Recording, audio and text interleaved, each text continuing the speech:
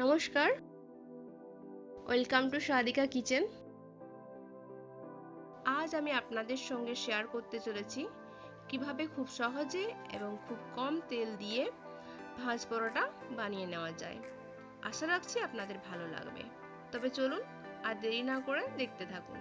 প্রথমে এখানে একটা বাউলে আমি 2.5 কাপ ময়দা নিয়েছি। এরপর ময়দার সাথে একে একে দিয়ে দিচ্ছি পরিমাণ মতো লবণ।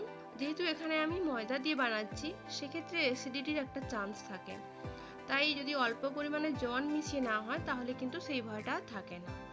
তাই আমি এখানে সামান্য পরিমাণে জোয়ান ক্রাশ করে দিয়ে দিচ্ছি 2 টেবিল স্পুন সাদা তেল। এবার সমস্ত উপকরণ খুব ভালোভাবে মিশিয়ে নিতে হবে। দেখুন কিভাবে আমি তেল ময়দার সঙ্গে খুব ভালোভাবে মিশিয়ে নিচ্ছি। এভাবে হাত দিয়ে ঘষে ঘষে মিশিয়ে নিতে হবে খুব ভালোভাবে। এরপর আমি নরমাল ঠান্ডা জল দিয়ে ময়দা মেখে নিচ্ছি।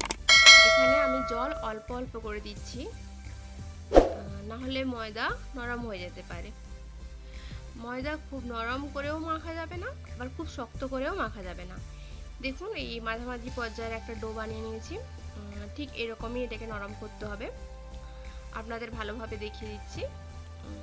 এবার ঢাকা দিয়ে এই ডোটাকে আমি রেস্টিং টাইমে রাখছি 30 মিনিটের জন্য। মিনিমাম 30 মিনিট রাখতে হবে, আপনারা চাইলে এটা বেশিও রাখতে পারেন।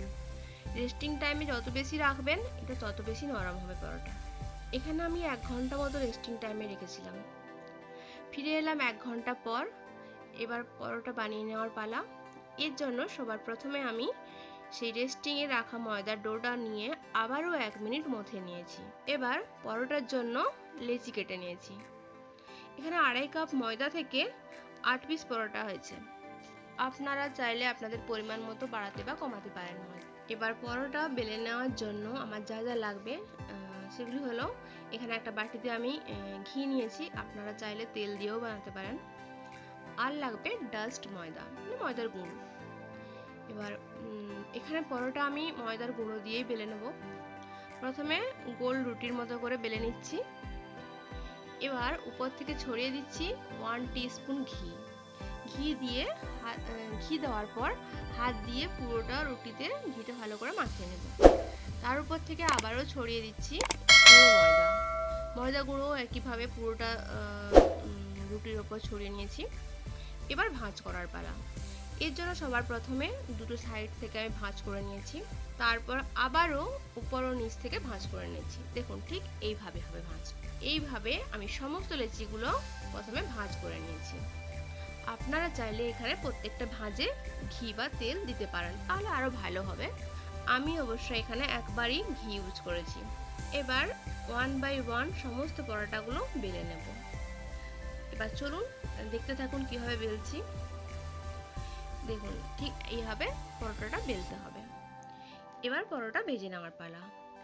এর জন্য গ্যাসে রাখছি একটা তাওয়া গরম হয়ে গেলে প্রথমে আমি 1 টিস্পুন ঘি চারদিকে ছড়িয়ে দিয়ে দিচ্ছি।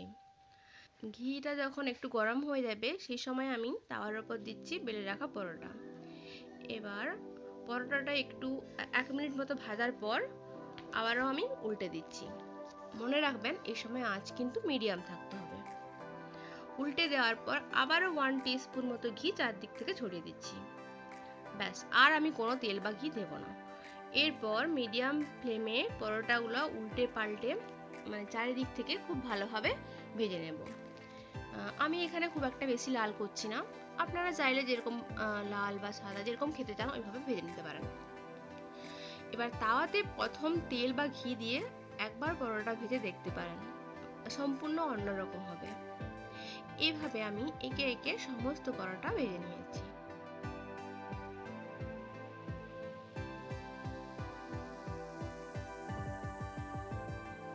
চলুন আপনাদের দেখিয়ে দিচ্ছি কতটা নরম হয়েছে।